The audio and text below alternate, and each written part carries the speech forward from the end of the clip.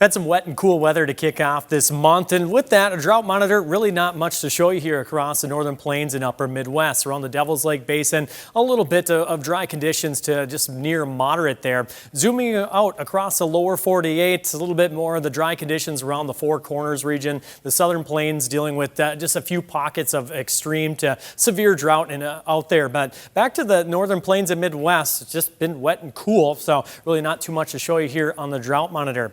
The pattern for the next week ahead, that warm weather is going to stick around for the plains toward the upper Midwest and the Great Lakes region, East Coast, as we head throughout the days ahead. The hot weather will be way down in the southern plains. It's going to be a little dip in the upper atmosphere over the Rockies and eventually moving into the plains by Wednesday, Thursday into Friday. That'll bring a little bit cooler weather to the region. And as we head toward Friday and over the weekend, that'll kind of move through the upper Midwest and eventually push off toward the East Coast by next week. So that'll be a little swing in our weather change with the warm weather off toward our west.